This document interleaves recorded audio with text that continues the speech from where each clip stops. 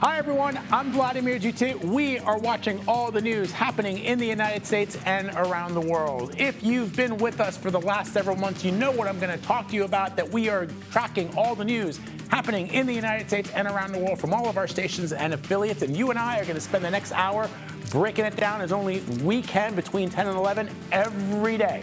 All right, let's begin. Diplomacy, damage control. We're going to look at the next steps both the White House and world leaders are taking after that explosive office meeting between Volodymyr Zelensky and the Trump administration. And crews race to contain several wildfires in the Carolinas as new weather threats put the South on alert.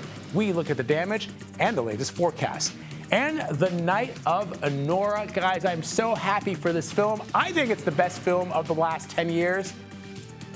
Okay, I'm getting a lot of blank stares. I'm going to break down the big winners and the big moments from... They're not cinephiles like I am, folks. You know that about me. We're going to break it down from last night's Academy Awards. You're going to want to stick around for that. This is CBS News 24/7.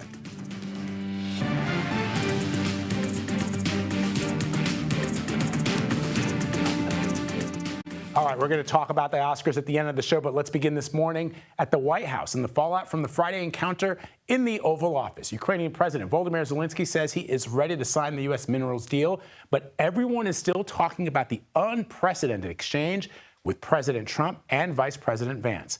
This weekend, European leaders stood in solidarity with Zelensky, but many lawmakers in Washington, Republicans mostly, question whether any kind of deal with the U.S. is still possible. Everybody's saying security guarantees to secure the peace. You first have to have a peace. The White House has become an arm of the Kremlin. And the fact is this: Vladimir Putin is a brutal dictator. Russia started this war. All President Zelensky had to do was come in and sign this economic agreement and, again, show no daylight between Ukrainian people and the American people. And he chose to blow that up. CBS News Chief White House correspondent Nancy Cordes is live from the White House and joins me now to talk about it. So, Nancy, I just want a little bit of a recap from what happened on Friday. I mean, and we sort of broke it down in the introduction, but I think what's getting sort of lost in the context, and I'm curious what the administration is saying, it's not so much that the American people don't understand that billions of dollars have been spent to help Ukraine push back Russian aggression. It's not that perhaps Americans are tired when they know that there are things that need to be fixed at home.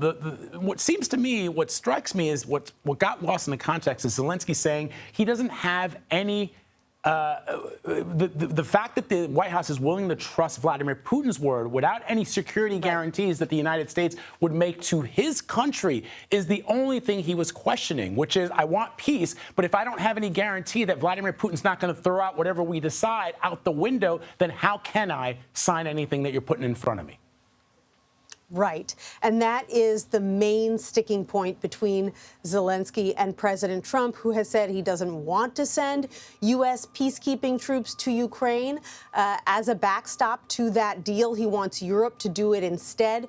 And so you can question the wisdom and the strategy of Zelensky bringing up that point of difference repeatedly in the Oval Office, something that any student of President Trump and his negotiating style over the past decade or so would probably tick him off. But regardless, Zelensky probably also didn't anticipate that he was going to be spending an hour negotiating out in the open in front of the cameras. And so things did take a pretty precipitous turn south. Zelensky, after about 5 minutes of pretty heated back and forth with President Trump and Vice President Vance, was shown the door. He was not allowed to sign this minerals deal. That was the whole reason that he had come to the White House from Ukraine in the first place. And now the Ukrainians, the Europeans, the Americans are all trying to figure out where things go from here, and we're told that that will be the main topic of discussion at a meeting here at the White House a little later between the president and his national security team. And one last question before we talk about the first address to Congress that he is doing tomorrow. The president is, Nancy. We saw over the weekend a flurry of activity in Europe with President Zelensky meeting with European leaders. President Zelensky also met with King Charles in an unprecedented show of solidarity where the king invited him to his private estate at Sandringham, which rarely happens. He does the king, and before him, the queen did state visits. But this was sort of unique, showing Zelensky shaking hands with Britain's monarch, and then also with Keir Starmer, the Prime Minister of the United Kingdom, and other European leaders who quickly put out statements in support. Is the White House worried that if, for sure, the notion that Europeans perhaps foot more of the bill with regards to what is happening on the continent being a point that a lot of Americans can get behind, but also where we all of a sudden see our allies not seeing us as a reliable partner going forward? Is that a concern for them? I think it is a concern in the sense that President Trump wants to be the deal maker here. He truly believes that he is the only person who can get Vladimir Putin to the negotiating table to try to hammer out some kind of peace. That doesn't mean that they think that they will for sure be successful, but they think that the Trump-Putin relationship, whatever you make of it, puts Trump in a unique position to try to broker this deal. And so, they see what's happened in Europe over the weekend. They see European leaders stepping up, showing support for Zelensky, regrouping, trying to figure out, okay, do we need to go it alone here? Do we need to try to figure out how to deal with Putin if the U.S. is going to pull back or be erratic? And so I think that all of that is going to inform President Trump's meeting with his national security advisors today, because this is an issue that President Trump seems to want to be front and center on. And Nancy, quickly before we go, 30 seconds, what can we preview for tomorrow's speech to Congress? Well, we're still waiting for an official preview, but I think knowing that the topics that President Trump likes to talk about, I anticipate we'll hear a lot about immigration and the bill he's trying to push through Congress right now. We'll hear a lot about reducing taxes, and we'll also hear a lot about government efficiency and DOGE as he tries to make the case to the American people that these cuts that he has been imposing are a good thing. Nancy Cordes, always breaking it down like only she can. Thank you, Nancy. Appreciate it. You got it.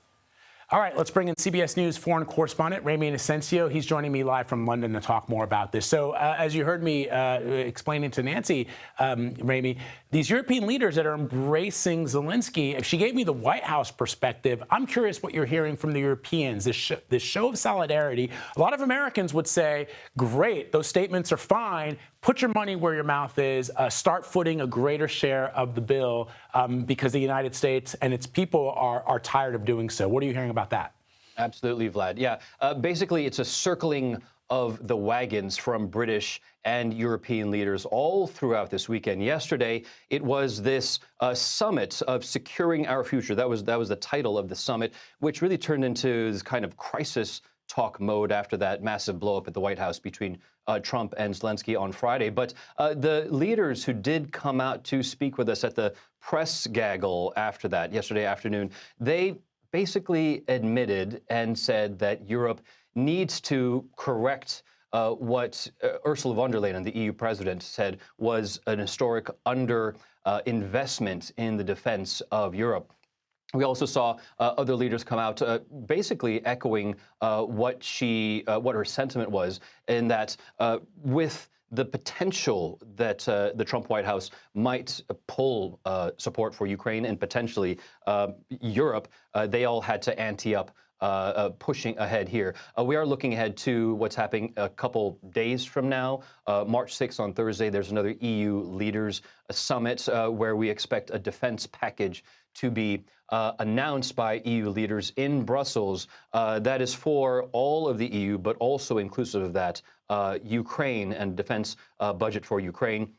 Unknown, though, Vlad, right now, is what kind of assistance, how much assistance, what weapons, if any, and really even if it's going to be enough to counter Russia if this war continues to drag on after the past 3 years. And, there's another if the U.S. does pull its support from its historic allies. Yeah, I mean, I get what Nancy was saying, that the president of the United States would like to be seen as bringing peace to the region. But the concern I think that these European leaders have is they know Vladimir Putin very well. Putin can agree to anything. He has in the past agreed to whatever it is that he thinks will get his country out from crushing sanctions, will get him invited back to the G8 summits.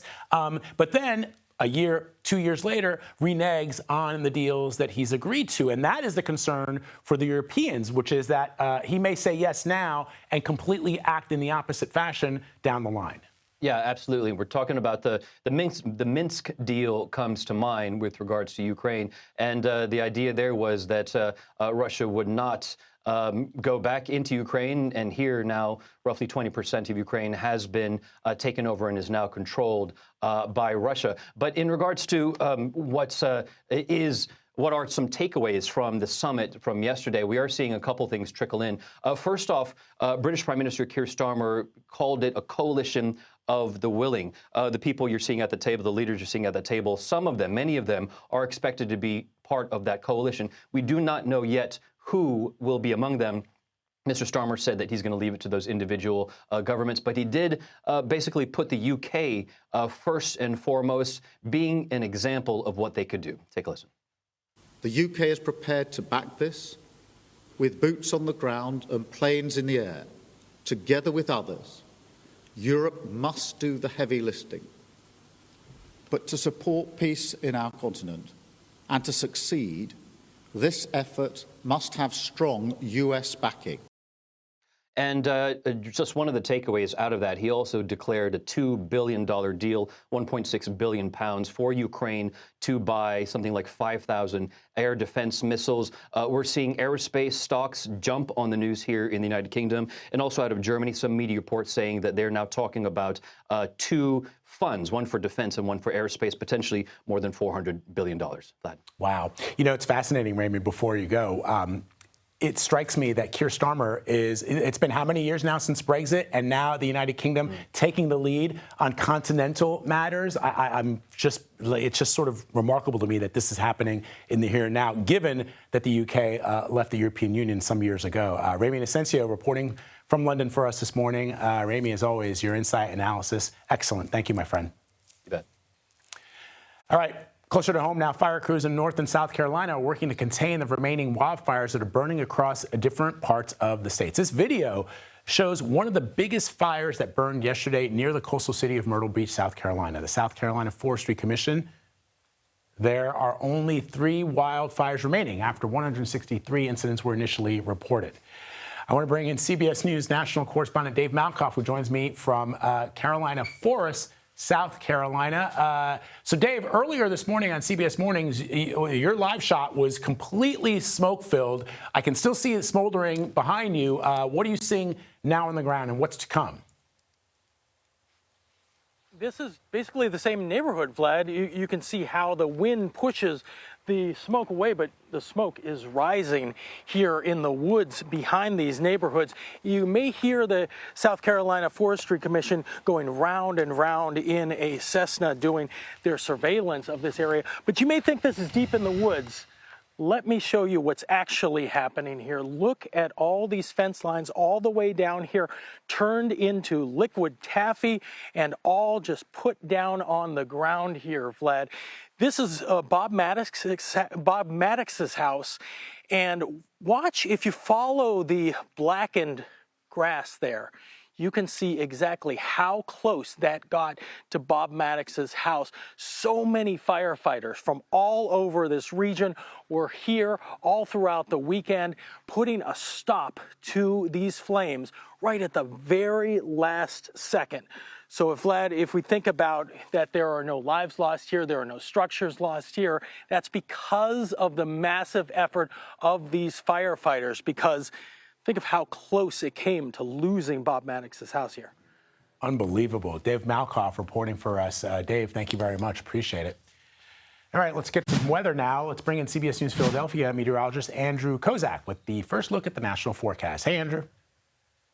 Hey, Vlad, good morning. Yeah, we are going to be watching, of course, that area. It's a big concern. The fire's still, of course, raging on. And what we need is some moisture. Now, we will have rain coming in our direction. That's going to help with those humidity levels. We're also going to turn those winds off, but it is still very dry. Take a look at the humidity levels. Inland areas like Columbia, 17% humidity. Very dry this afternoon. Even with some winds gusting between 10 and 15, we could see those fires continue. But the good news here is that once we start getting into Tuesday morning, tomorrow, and even into your Wednesday, we still keep those gusts around, but we start to get that breeze off the Atlantic, and that will help to really moisten up things a little bit, so it won't be nearly as dry. Plus, we're going to be talking about some rain coming in. The bad news, though, is that it will come on the heels of the potential severe weather. System coming in from Monday into Tuesday in the deep south, and then Wednesday for the shore and the coast. We'll talk more about that in just a couple of minutes. Vlad? All right, Andrew, thank you very much, my friend. Coming up, former New York Governor Andrew Cuomo is trying to stage a political comeback. We're going to discuss his run for mayor of New York City next. You're streaming CBS News 24/7. We're following some breaking news out of Germany this morning, where at least one person is dead and several others injured after a car drove into a crowd of people in the western city of Mannheim. Police say the driver has been arrested, and they are urging people to stay away from the area. The incident follows a string of car rammings in Germany, including one last month in Munich that left dozens injured. Turning to the Middle East now, one person has been killed and 4 others injured in a stabbing attack at a bus station in the northern Israeli city of Haifa this morning. Police are calling it a terrorist attack and say the assailant was shot and killed by security guards. Meanwhile, there is uncertainty surrounding the future of the Gaza ceasefire deal. Over the weekend, Israel blocked aid from entering the enclave amid efforts to get Hamas to agree to an extension of the deal. CBS News foreign correspondent Deborah Patta has more from Jerusalem. Ceasefire mediators Egypt and Qatar have accused Israel of violating humanitarian law by using starvation as a weapon after it stopped all aid entering Gaza. The cuts come as Ramadan began over the weekend. For many Palestinians in Gaza, like Fadwa Salur, a mother of 3, there is not much to celebrate during the Muslim holy month. Her husband was killed and her home destroyed in an Israeli airstrike. Israel wants to delay negotiations for a permanent end to the war. Instead, it supports a U.S. proposal to extend the current ceasefire and free half of the remaining hostages immediately. Hamas says this is not what was originally agreed on.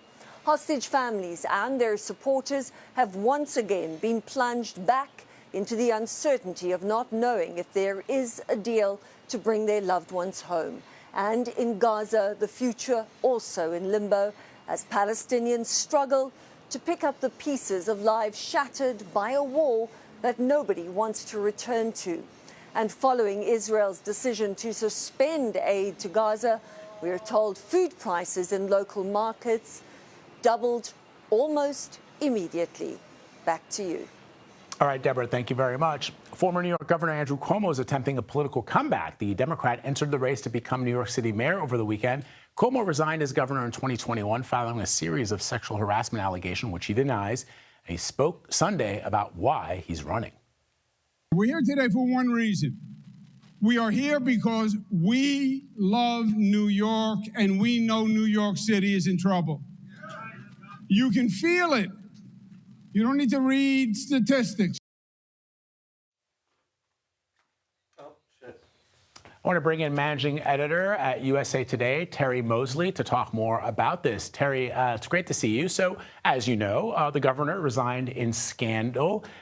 It struck me, even in the wake of his resignation, that there was still fairly strong support for Governor Cuomo. So the question, of course, becomes, has enough time passed for people to sort of give him this opportunity, this second opportunity at public service? Or are there going to be enough people who are going to say, look, these allegations were serious, and I don't like the idea of having a mayor who's been accused of sexual harassment? Next week marks 5 years since Cuomo had to shut down New York City.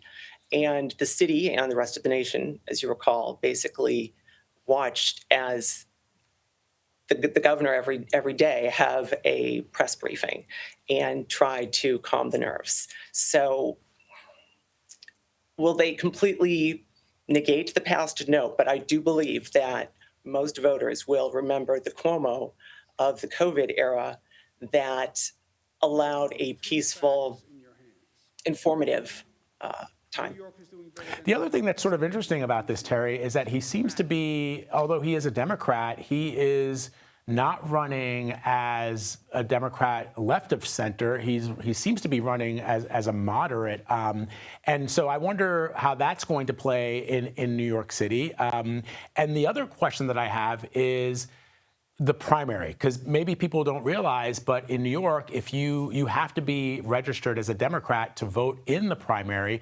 And I wonder if those voters, independents, I can see wanting to vote for Andrew Cuomo in the general. But if you're talking about just Democrats, do you think he can win the primary? Yes, I do think he has a distinct chance of winning the primary. If you take a look at the voting bloc between Cuomo and Eric Adams, who would be his main opponent, I believe, at this point, there are three voter blocs that are very important. One of them is Latino votes, the other one are the Black votes, and the third is the Orthodox. And both Eric Adams and Cuomo share those constituencies. So I think that there is a distinct chance, and he has a lot to prove, but Cuomo is certainly not out. And it's not also as if the current mayor of New York City does not have baggage in addition to his legal challenges that he's facing.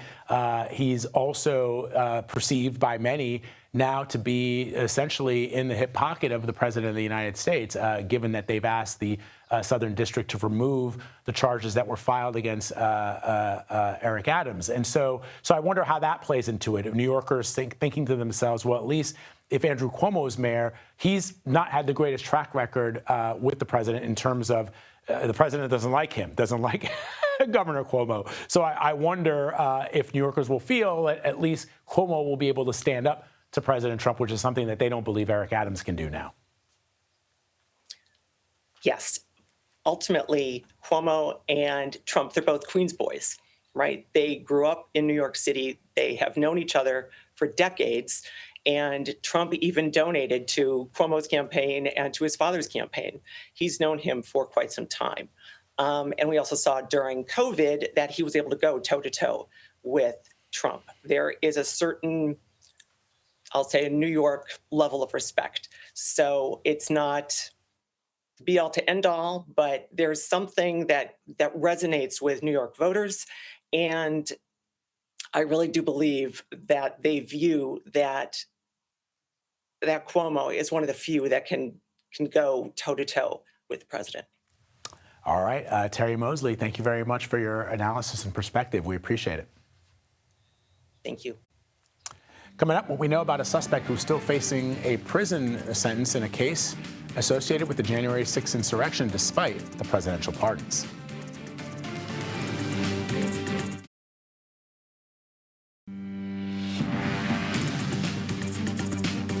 Here's a look at some of the top stories we're following for you this morning. Pennsylvania just became the latest state to confirm a case of the measles. Health officials say the patient is an unvaccinated child from Montgomery County, just north of Philadelphia.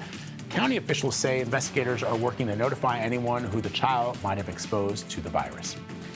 In Illinois, opening statements are underway in the Highland Park parade shooting trial. Robert Crimo III is accused of killing 7 people at a July 4th parade in 2022. The victims range from 35 to 88 years old. 48 others were injured. Crimo is charged with 21 counts of first-degree murder. If convicted, he faces life without parole. In the UK, a watchdog is investigating TikTok over how the platform uses children's personal data to recommend content. The Information Commissioner's Office says the move is in response to mounting concerns the platform is targeting teens with harmful or inappropriate content.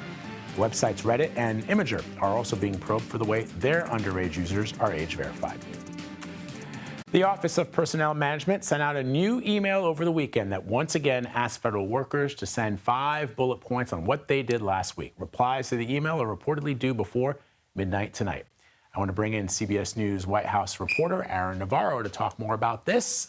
So, Aaron, what are you hearing from the agencies on how their employees are met and expected to respond? I know that Pete Hegseth, the defense secretary, did an about-face after originally the reporting was that you did not have to submit those that update, that email to the Doge team. Now he's saying you have to. That's right. That's probably the most notable change this time around. The Department of State is now instructing their civilian employees, at least, to respond to this email asking for 5 things they did last week. The last time this email was sent, they told their employees not to. We've seen reports of the State Department continuing their stance that employees do not have to respond to this email, potentially out of confidentiality concerns. The email this time did say that employees who deal with sensitive info can opt out entirely of a full response, but we're still seeing some variety among agencies on how to respond to this email and if this email will continue. Just before I got on to talk with you, I got guidance from a Social Security Administration employee who notes at the end of an email from their manager that following this week, employees should be expected to respond before the Monday deadline. So again, implying that this could go on for the next couple of weeks. I just want to, zoom out and also note that this comes as the guidance from the Office of Personnel Management, kind of the HR wing of the federal government, is to have federal agencies submit reorganization plans, plans for big reductions in force by March 13. So it's still not yet known what is exactly going to happen with these emails, but if you pair that with potential big cuts coming down the pipeline, it's really notable. Yeah, I was just looking through my emails there to see if there was any reporting on how people at the Department of Defense and the State Department are reacting. As you know, Aaron, a couple of weeks ago, we saw folks, for example, from the Land and Forestry Management who had been fired unceremoniously, posting on social media that they had been fired for reasons beyond their comprehension, even though they'd received great reviews. So let me ask you about this. CBS News has also confirmed that the acting assistant administrator for USAID Global Health has also been placed on administrative leave. What's behind that? Yeah, Nicholas Enrich, the acting assistant administrator for Global Health, was put on leave after just days after issuing a memo that was critical of the Trump administration, of Secretary of State Rubio, for their waiver process. Rubio had talked a lot about how there will be exemptions for life-saving care, humanitarian assistance. In a pretty detailed memo laying out the timeline of his own experience, Enrich wrote about how that wasn't actually followed through. Funds were not able to be drawn, and he really blames a lot of the turmoil and the effort from the Trump administration and Doge to essentially gut USAID. He pointed to the refusal to pay for assistance and services rendered, said that Doge shut down their payment system. And in one notable line in a memo he had last Friday, he wrote that all of this will, quote, no doubt result in preventable death, destabilization, and threats to national security on a massive scale. So definitely a big whistleblowing moment from him in that memo, and just days after now, he's just put on leave. All right, Aaron Navarro reporting for us from Washington. Thank you, Aaron. Take care. As we mentioned earlier, President Trump will address a joint session of Congress tomorrow at 9 p.m. Eastern. CBS News 24/7 will have all-day coverage starting at 7 a.m. Eastern, leading up to a primetime special hosted by John Dickerson, Maurice Dubois, and Margaret Brennan. You can watch all of that on CBS and Paramount+. Tonight is the final confirmation vote for President Trump's pick to run the Department of Education. Linda McMahon, if confirmed, the former World Wrestling Entertainment CEO, would take over a department that the president said he would like to shut down immediately, and in which he's referred to as a big con job. Lawmakers are set to vote at 5:30 Eastern. All right, it's the first week of meteorological spring, and it's already looking messy across parts of the country, including in Louisiana, where one parish has already canceled a Fat Tuesday parade amid the threat of severe winds and storms. Moments ago, officials there gave an update on their Mardi Gras preparations. Let's watch. Weather Service and tomorrow's weather, especially the gusty winds, is severe enough that we have no other choice but other than to cancel our scheduled parades for tomorrow. So tomorrow we were scheduled for the crew of Argus that actually had 20 units, and the Elks crew of Jeffersonians is the truck parade with 43 units. I want to first put this news into perspective, all right? Historically, during a severe weather or storm event, when we discuss wind speed and we discuss the ability to conduct our operations, our transit buses stop operating at 35 miles per hour. And even Entergy crews, their standard is they don't allow their employees to go up in bucket trucks until the winds are 30 miles per hour or less. Well, let's bring in CBS News Philadelphia meteorologist Andrew Kozak with another look at the national forecast. Hey, Andrew.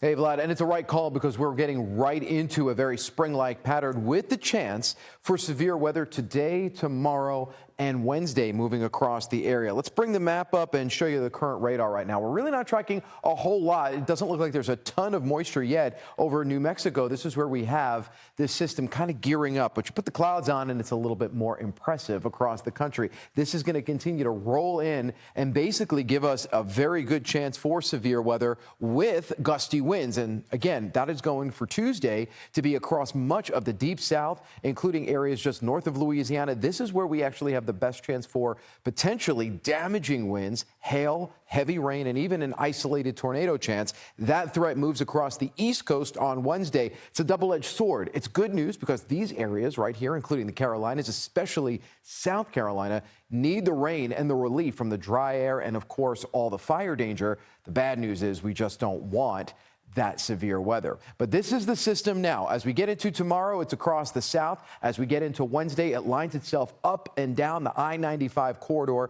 This is going to give heavy rain and gusty winds and even a tornado isolated threat for areas like the Carolinas, Virginia, and all the way up to areas even like New York City before this eventually moves out by the time we get into Wednesday night and Thursday. Some cooler and drier air behind it, cold enough that we may even have some snow in the higher elevations, areas like the Appalachians and Tennessee. Let's take a look at the week ahead. So Tuesday, across the area, we're starting to get the warmer air ahead of that cooler system. Showers and storms for areas like Atlanta.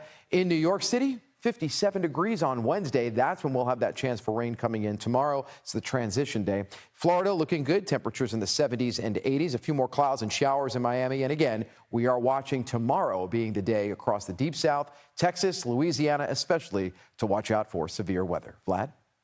All right, Andrew, thank you very much. Coming up, illegal crossings at the U.S. border just hit the lowest number in decades. More on what's behind the historic drop next. You're streaming CBS News 24/7.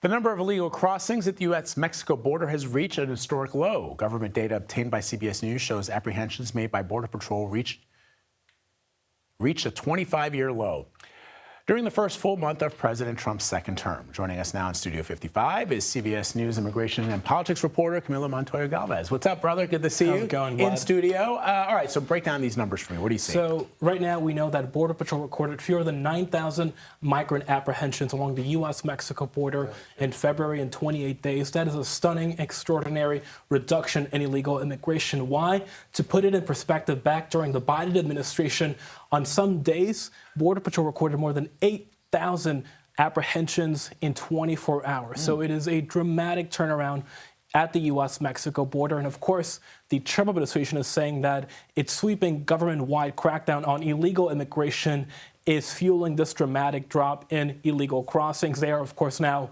expelling migrants without allowing them to request asylum. They have deployed the military to help with border enforcement, and they're also using military flights to deport and detain migrants and to send them back to their home countries. And so this is really a dramatic turnaround. And the last time Border Patrol averaged about 8,000 monthly apprehensions, according to the data that we have, was in 1968. Wow, and so the numbers it are is drastic.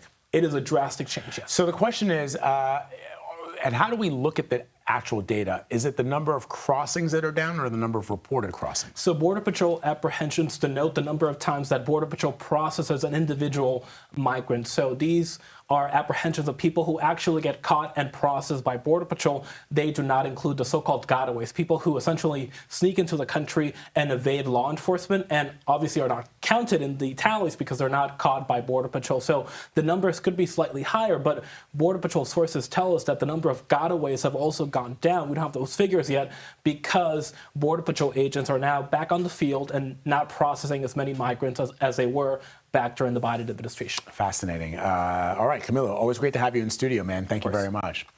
A sentencing date has been set for a woman accused of threatening the judge in President Trump's January 6th criminal case. She's one of the defendants who's still facing criminal charges despite the president's decision to pardon Capitol rioters. So let's bring in CBS News Department of Justice correspondent Scott McFarland, who's joining us now from Washington, D.C. So bring us up to speed, Scott. Who is Abigail Jo Shry? I hope I'm saying her name right. You got it, Vlad. This case is one of a kind, unlike any other. After these pardons cleared the records and emptied prisons of nearly 1,600 Capitol rioters, this case stands alone. Really the only case with connective tissue to January 6th that is still pending and still could lead to prison time. That is Abigail Schrei of suburban Houston.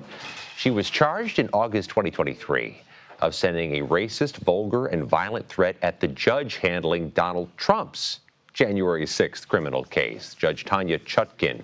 She would eventually, in 2024, plead guilty, and there's been some delays in that case, but it is still pending. She faces the prospect of prison time for sending that threat, and she'll be going to sentencing in Houston on May 5th. Prosecutors have also alleged she sent a death threat to a black member of Congress around the same time. Again, particularly violent, particularly vulgar. But with these pardons, there are very few cases with any connective tissue, Vlad, to January 6th that still stand in any way, shape, or form. This really is, at this moment, the only one that could lead to prison time. All right. You've also got some new reporting on how the administration's decision to label Mexican drug cartels as terror organizations is impacting drug trafficking investigations. What can you tell me about that? In an interview with CBS News, the acting director of the DEA, the Drug Enforcement Agency, which is there to battle this international drug trafficking plague that's been hitting America, supports this designation of Mexican drug cartels as terror organizations, foreign terror organizations. And he says it is fair to equate the Mexican drug cartels with ISIS, with Osama bin Laden, that doing so also will help marshal more resources and more attention to the problem. And he is deflecting some of the criticism he's been getting, Vlad, that this designation of Mexican cartels as foreign terrorists could really hamper the relationship between the U.S. and Mexico, could dry up some of the sources the DEA has on the ground in Mexico, could make them less inclined to participate, and could hamper investigations. Really, it is a pressing issue for the DEA over the coming months, and the administration would argue, Vlad, a pretty pressing issue for those who've been victimized by fentanyl trafficking in America. Indeed. Scott McFarland for us this morning. Scott, thank you, my friend. Appreciate it. Thank you.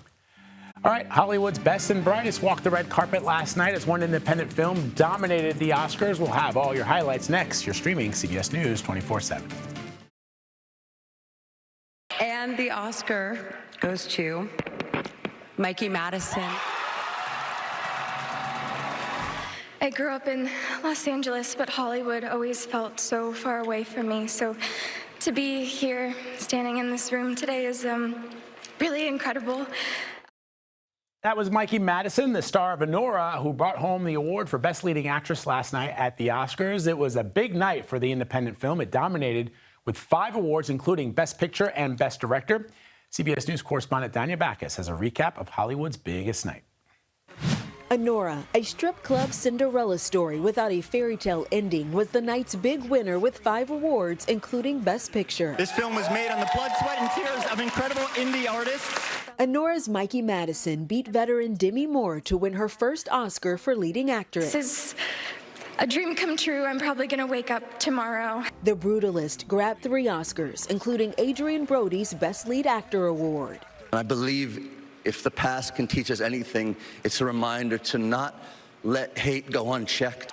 Rounding out a season of wins, Kieran Culkin and Zoe Saldana took home statues for Best Supporting Actor and Actress. I have no idea how I got here. I've just been acting my whole life. I am a proud child of immigrant parents, and I am the first American of Dominican origin to accept an Academy Award, and I know I will not be the last. There's no place like home. The Oscars opened with a moving musical tribute to the city of Los Angeles following the devastating wildfires by Wicked stars Ariana Grande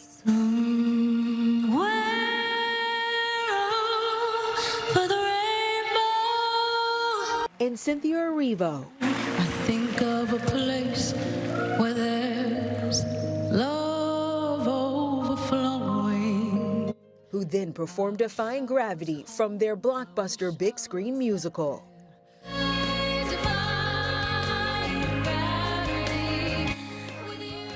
Danya Backus, CBS News, Los Angeles. Fandango managing editor Eric Davis joins me now to recap last night's awards. My brother, you and I talked before about Demi Moore. She cleaned up during awards season, winning every acting award that she was up for. But and when I did a thing with Gail on Friday, Gail King on CBS Mornings, I said that I thought Demi would win because of her track record. But in my gut, after I saw Nora, after I met Mikey Madison on our show a few months ago, I remember thinking to myself, this movie is amazing, and she could absolutely win it, and I'd be here for it.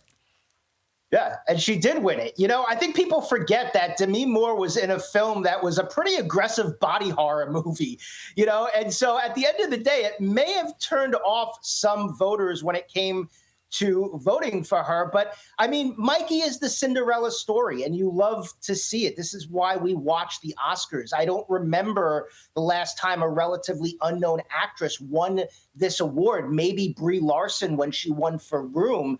But so it's a really great story, whoever won that award. And I'm really happy for Mikey Madison. I think Nora is a pretty special film. Yeah, but I wonder, Eric, I mean, you'll know this better than I was trying to think about this before the segment. It feels like the Academy always awards young female actresses with awards, but not young men. Because Timothée Chalamet was up for Best Actor. He didn't get it. In fact, I think A Complete Unknown was completely left out of the awards last night, right? Am I right about that? Yeah, which was a surprise to see because Timothée Chalamet had just won the SAG Award, which is voted on by the actors, and the acting branch, of course, votes on the Oscars as well. So, but Adrian Brody, you know, like Demi Moore, had won this award at many other award shows. He stuck around and won the Oscar too. He very much deserved it, I think, for his performance in The Brutalist. But you know, the Oscars expanded their voting group pretty recently. You know, 10 years ago, where you would see maybe Demi Moore win because she's the legendary actress, or a film like Conclave win because on paper it's a Best Picture. Now we have over 10,000 people voting on the Oscars. And so we're seeing some wild cards. We're seeing a film like Everything Everywhere All at Once win Best Picture, or the $6 million budgeted Nora win Best Picture. So before we go, Eric, there were so many really kind of cool moments yesterday during the broadcast, including that James Bond tribute. We saw Ariana Grande and Cynthia Erivo. It really did feel like the Oscars, this particular broadcast was very different than the ones in years past. Conan O'Brien was really, really great. How did you see it just overall, given how some of the other broadcasts have been, you know, fraught with some challenges? Yeah, you know, I think I missed the Best Original Song performances. I always think that is a beautiful part of the Oscars. But I loved the Wicked medley. They called it a Wicked medley. It was more of a Wizard of Oz medley. I thought that was really lovely. And then I really liked the James Bond performances from Doja Cat, Lisa, and Ray. I think Ray needs to have her own Bond song. I thought she was great for Skyfall. So, yeah, I thought it was a good show, and I love to see an independent film winning. I mean, Nora's $6 million budget wins Best Picture. Sean Baker makes history with 4 Oscars for a single film, never been done before. Really great story for indie cinema, which I think needs it at this moment in time. Yeah, Sean Baker, as you know, Eric, was making movies on his iPhone 10 years ago. So there's hope for us all. Eric Davis, my brother, always great to talk to you. Thank you very much. Take care. Let's bring in CBS News Philadelphia meteorologist Andrew Kozak with the last look at the national forecast. Thanks so much, Vlad. Yeah, we are starting off, of course, on your Monday talking about the big story, which is going to continue to be the dry weather and the fire danger, especially for the Carolinas. Dry weather continues today. The winds will die down, but we do have some good news. We get a little bit more of an offshore flow of air, and that starts to moisten up the atmosphere. It's not nearly as dry the next couple of days, but that will also come on the heels of the chance for severe weather. Today across the Midwest, including Oklahoma and Texas. Tomorrow, this area of enhanced severe weather for northern Louisiana, Mississippi, and southern Arkansas. We're going to keep our eye out on that. That system delivers much needed rain to the East Coast, but also severe weather for Wednesday. Vlad? Andrew, thank you very much, my friend. Appreciate it. That does it for me, folks, but stay right where you are after the break. Mugo Odiwe is live from San Francisco with all the news breaking from coast to coast. This is CBS News 24/7.